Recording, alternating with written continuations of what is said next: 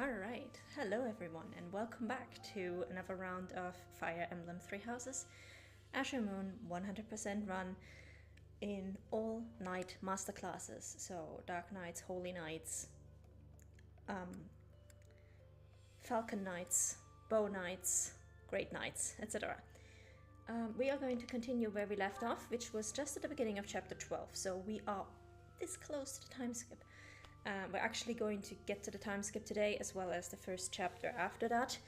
And I think that's pretty much as far as we're going to get, because there's going to be a bunch of cutscenes, including one of my favorite cutscenes in the entire game. So let's get to it.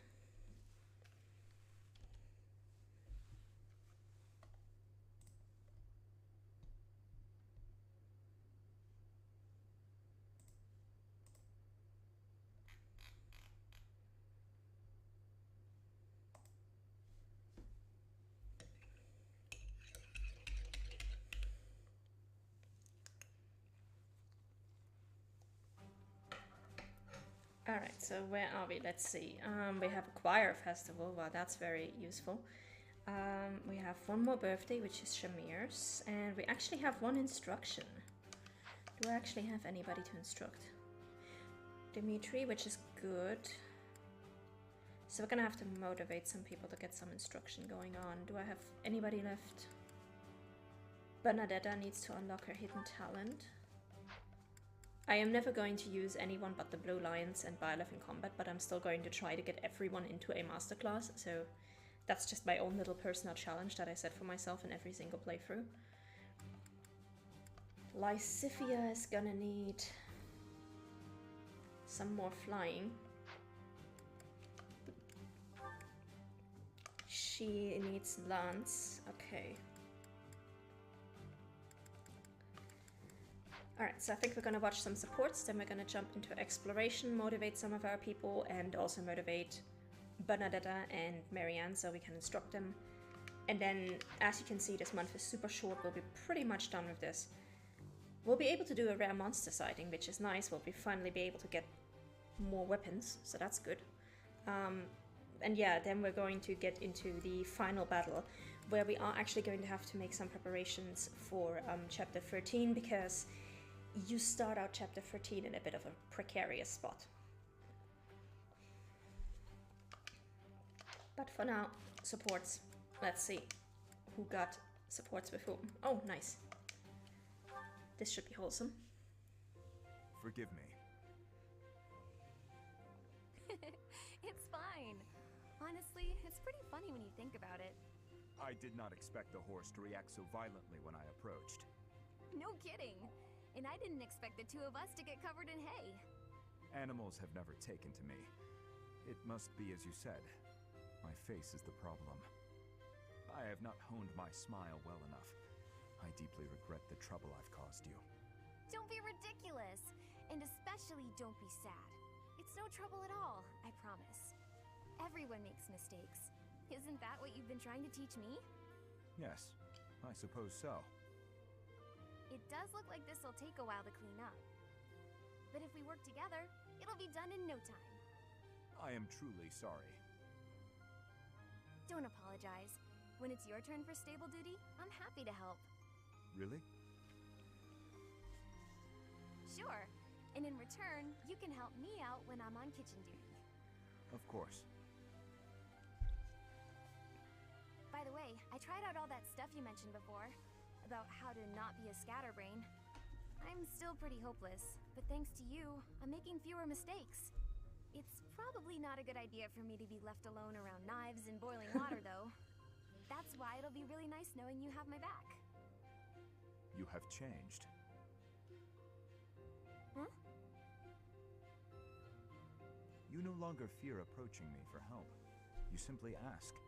And now, when the need arises, I will rely on you, too. Yep, as wholesome as I expected it to be. Let's see who else we have. Ash and Caspar. This one is very interesting because it just makes some conversations in this game make even less sense than they already do. Hey Ash, what's with all all the noise? Did something happen? I only just heard myself. Looks like a thief got into the pantry and made off with some of our food supply. Stealing from a monastery? What kind of monster would do such a thing? Okay, so this is hilarious in the first place because we literally just finished the chapter in which Edelgard tries to rob the Holy Mausoleum. Not the Holy Mausoleum, the Holy Tomb. So this is hilarious just on that point alone.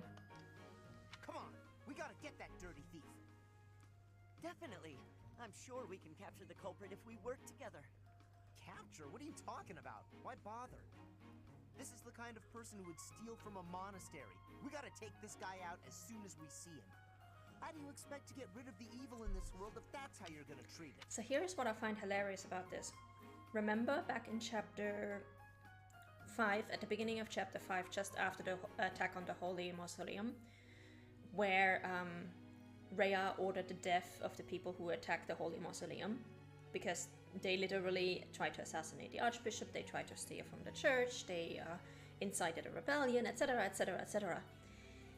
And in every single class, when you play that, the next chapter begins with them being like, oh no, and they were all condemned to death, and how terrible, and how could Rhea. And here is Casper, who is in that conversation, complaining about how harsh Rhea is. Casper, who canonically thinks, oh, someone is stealing food from the monastery pantry, we should kill this guy. It's like, Casper, you wanted to kill a thief for stealing food from a pantry, but you're complaining about executing the people who attacked the church, tried to kill the Archbishop, tried to rob the Holy Mausoleum, and incited a rebellion. Something doesn't track here. Something doesn't track here at all. Like, the writing is so all over the place. It's ridiculous. What? I should be the one asking you that. The first thing we need to do once we've caught this person is hear what they have to say. They might have been forced into a life of theft by some awful circumstances. You really don't get it, do you? If you let people get away with stuff like this, it's only gonna get worse. If we're gonna uphold justice, then we gotta stop evil. Simple as that. I'm all for the rule of law, but indiscriminate slaughter isn't going to solve anything. You can't just execute someone on a wild assumption and call it justice. And you can't just hide behind your fancy words. You have to take action. You know what? Forget it. There's no point in arguing this with you. We're gonna have to fight this one out. Whoever wins gets to make the plan. Got it? What? How is fighting supposed to decide who's wrong and who's right? We're not barbarians, are we? Just take it easy and we can talk I this demand over. a trial by combat. We don't have time to take it easy. The thief is getting away, and all you want to do is talk and... Hey, did you hear? Apparently they caught the thief who stole the food. All's well that ends well, right? Oh, come on! You hear that? You just cost me my chance. Well, hey, if they've already been caught, let's just leave it at that. Yeah, Casper. You really need to do some maturing, my man. Oh, she actually has a support with Ferdinand. Nice. Let's go.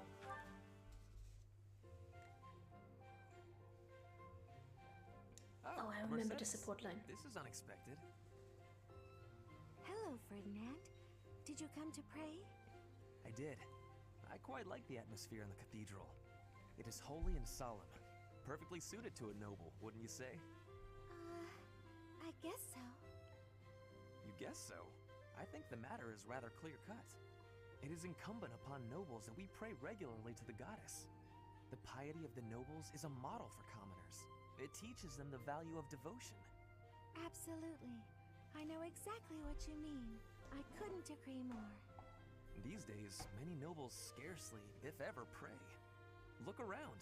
You and I are alone in this cathedral. It is really quite a shame. Well, I don't really know that I count as a noble anyway. I am afraid the nobility seems to be losing its way. When you pray, you are usually alone, right? Yes, you're right. I usually am. Precisely. Where are the others? Of course you cannot force people to worship. That is out of the question. Nobles must determine for themselves what they will believe and how they will pray. A religion foisted on you without your say is not much of a religion at all. Do you not agree? Yes, I definitely agree. Definitely agree. I must give Ferdinand some credit. He makes some very good points, but he is very good at just completely missing the rest of the conversation. It's like, man, listen, please. Just listen and actually respond to what your conversation partner is saying. Like, that would make sense. On the other hand, we cannot stand idly by while... It was great talking to you, but I'm getting pretty sleepy. I'm gonna head off to bed. Good night. All in all, one has to conclude. Mercedes, where did she Case go? in point. I must have inspired her to go out and revive the faith. Perhaps I should do the same. I cannot let her show me up. We're probably not gonna go further in this support line because both Mercedes and Ferdinand are going to be paired up with other people in this playthrough, but there is a really nice point in this support line where Ferdinand finds out that, I don't exactly remember what it was like, but that Mercedes' father has some documents that he shouldn't be having and that he's using for a bribe or whatever, and he literally just sneaks into Ferdiat, steals the documents from Mercedes' father, and then brings them back to the monastery. And I'm like, I can't exactly endorse that, but it is kind of cute. So I will say kudos for the devotion there. That's dedication. That's quite amazing. Okay, do we need to certify anyone? I don't think we do. So let's just go for exploration and let's get all the monastery stuff out of the way.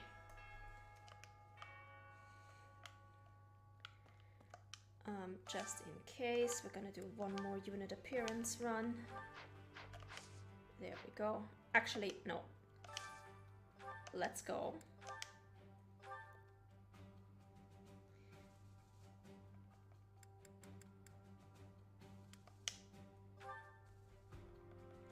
Let's put everyone back into their academy outfits, because the truth is, whoa. Except Byleth. Byleth looks honestly kind of stupid in this. What am I gonna put you in?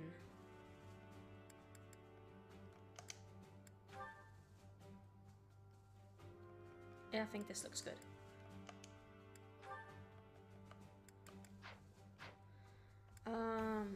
Wait a second. If we put... This is the war outfit, yeah. So academy. We're going for academy for now. And for Byleth, we're just gonna go with the summer wear, because that still looks best on her. We don't need to basically code our characters by appearance anymore, because we have recruited everyone. As you can see, there's only one quest this month. And it's one of those quests from ZF where you just talk to somebody and then go back to ZF and get some goodies. So we're gonna start with this as usual.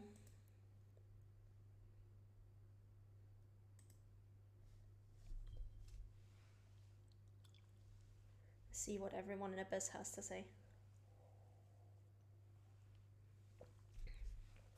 If you have not yet recruited any characters by this point, this is these 2 weeks, the one that we have now and the one after that, is the last chance you will ever get to recruit students or faculty. So do make sure that you recruit them. Hey you, listen up. I've got something to report. Aw, guess who was worried about Abyss and came by to check on me? I mean, on us. Isn't that nice? It's just so nice. My pleasure. Surely the church can spare one night to help you watch over this place. Aww. I'm not crying. I'm just don't worry about it, okay? Move it along. Aw, I love these two. Now, spoilers, in Verdant Wind and Silver Snow, you find out that this did not end very well. In Verdant Wind and Silver Snow, this guy dies. In Azure Moon, it's never confirmed either way, so if you want to imagine that he survived, you can feel free to do so.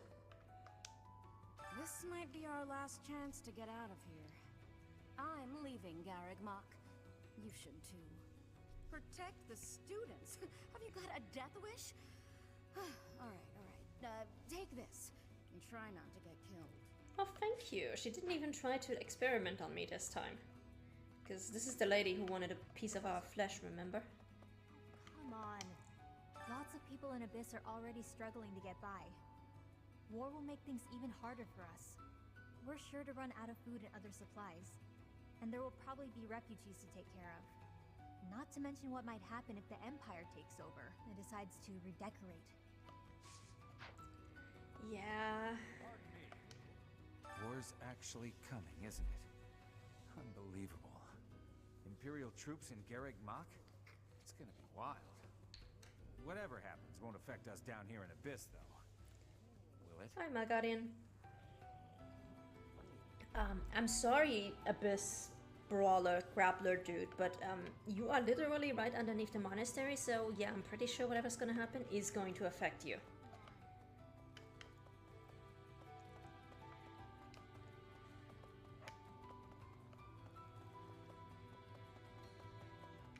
No. It shakes me to my core that the Empire would lash out so violently. I shall have to reconsider my intended path towards restoring House Nouvelle. Yeah, that's a good point. And you know, if somebody like Constance, who is so hell-bent on a single goal, who is so dedicated to restoring her house, says, honestly, that's a step too far for me, and I will probably have to reconsider if I want to work together with these people, that's when you know that you're fucked up. So this is how it's turned out. I figured as much. But I didn't anticipate it would happen so soon. If Garreg Mach becomes a battlefield, Abyss will have no choice but to get involved. Everyone here will have no alternative. They've got nowhere else to go.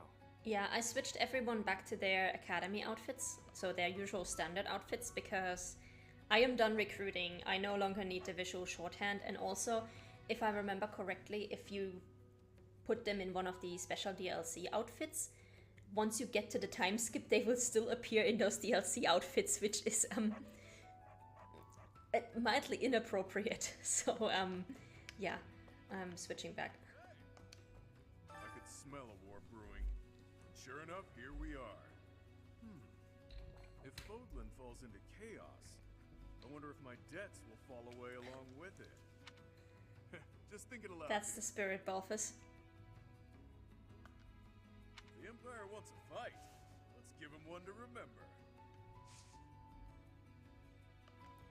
I think there's also, if you are playing the Golden Deer, I think there's an option here where you can basically say, like, yeah, let's give it everything we've got, and Balthus says something like, well, yeah, because if we don't, we're dead. But yeah. Balthus is just like, maybe if we're getting into a war, all my debt collectors are gonna die. That's a good idea.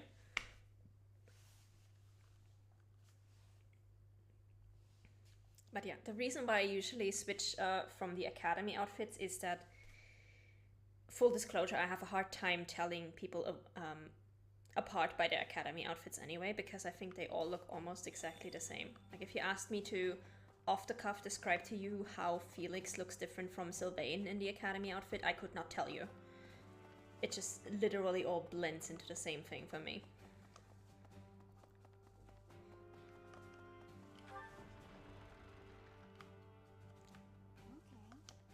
I thought we'd all be really busy with assignments and getting ready for graduation.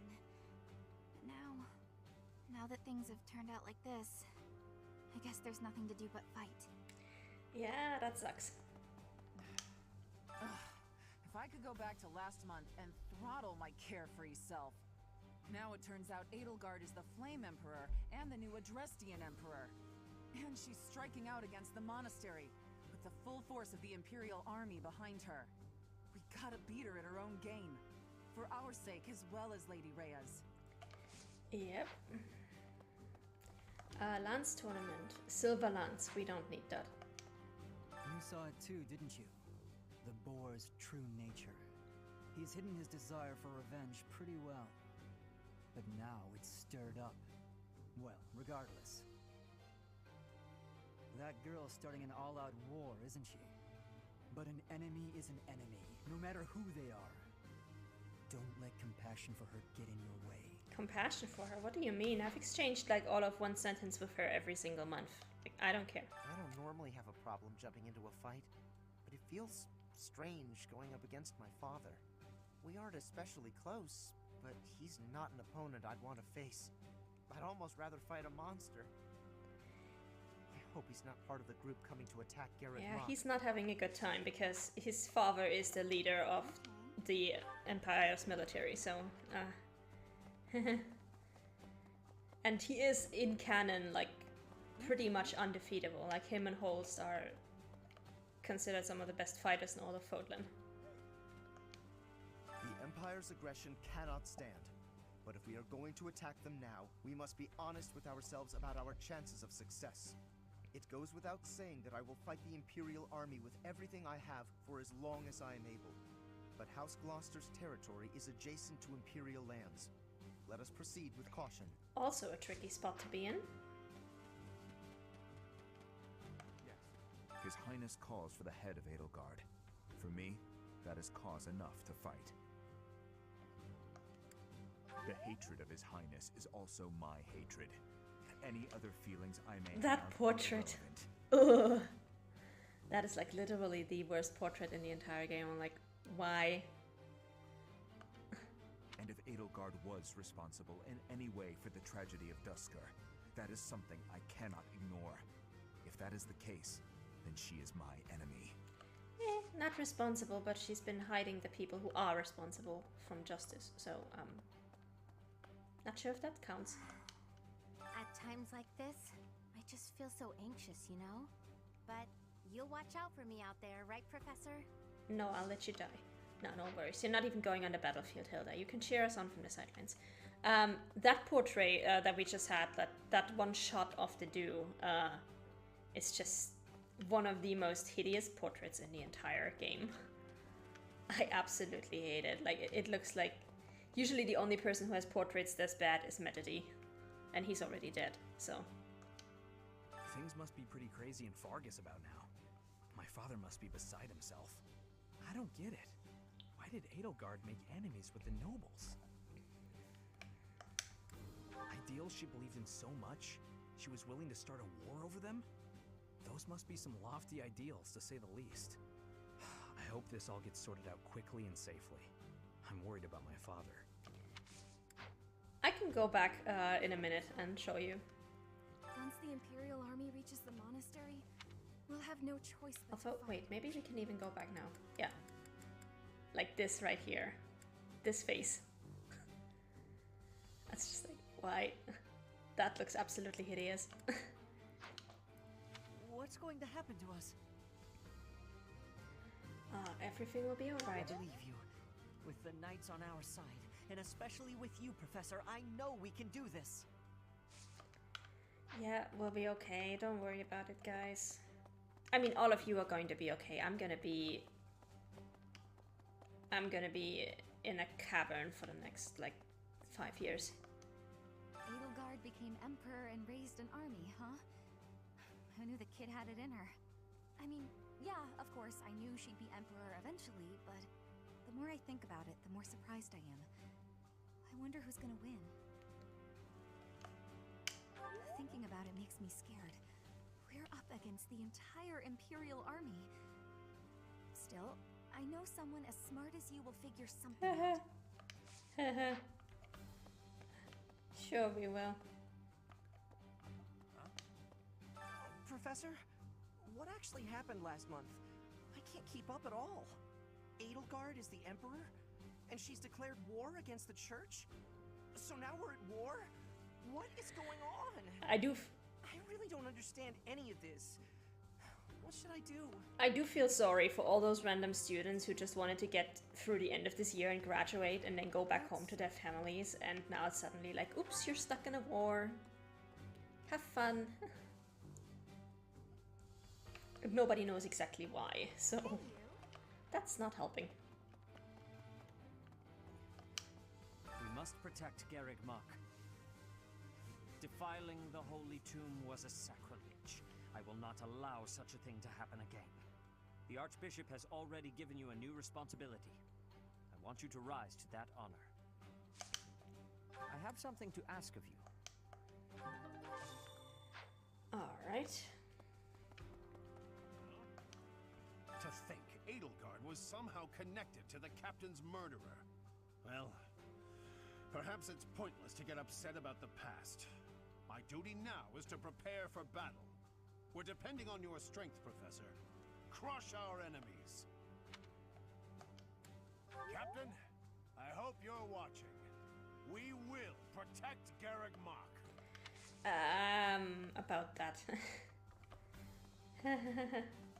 Don't count your chickens before they're hatched, Alois. The Holy Tomb held many crest stones. This is the first time I've heard of crest stones being hidden away in such a place. But more importantly, I'm interested to know the Empire's aim. Why would their army desire crest stones? There is power there, yes. And yet, I must think on this. The crest stones lie at the heart of the events surrounding Conan Tower and the chapel as well. And of course, the crest stones somehow transform those traitors and their captives into demonic beasts. Could that possibly be their aim? The Empire's army may well plan to use crest stones to create demonic beasts. Good job, Hanneman, you figured it out. So, the Holy Mausoleum is not the only place where you can find crest stones. We find out in Crimson Flower that Ferdiad also has a vault full of crest stones. And we find that out specifically because, spoilers for Crimson Flower, you play as Edelgard, you're basically attacking the Alliance and the Kingdom and trying to get Rhea. And by the time you attack the Kingdom, Dedu has gone behind Dimitri's back and has taken some crest stones from the vaults of Ferdiad and distributed them to other soldiers in the army so they can turn into demonic beasts and help fight. And by the way, all the soldiers who are in on this have volunteered for this, including Dedu. And if you don't defeat Dedu within time, he does turn into a demonic beast. Dimitri is not amused. He does not approve of that plan at all. So Edelgard, the one who calls herself the Flame Emperor, was connected to those strange beings. The Imperial Army might be using even more terrifying methods than we know. You had better be cautious, Professor. Any amount of carelessness might prove to be our undoing.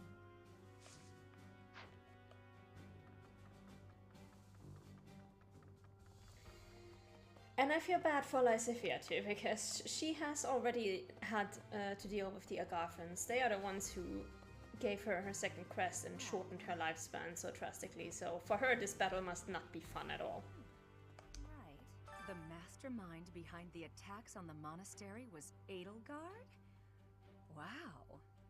Doesn't make much sense though, does it? There would need to be all sorts of territories and groups tangled up in this sort of mess. I'm gonna stop. I don't really have the head for this political stuff. No. Mostly I'm worried about my old opera company. I wonder what's happening in the capital right now. I hope they're safe. You really don't have the head for this political stuff, Manuela. Stick to the singing and the medicine and potentially the teaching.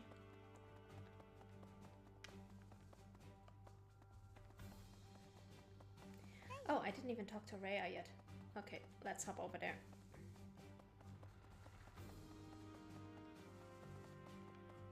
Excuse me. How are you, Professor? Any new changes to report? With the Imperial Army drawing near, it is most vexing that we cannot relax and converse as we once did. Thankfully, you have the divine protection of the goddess on your side. Please try to listen carefully for her voice. May the goddess's voice reach you. Already been there, not happening anymore.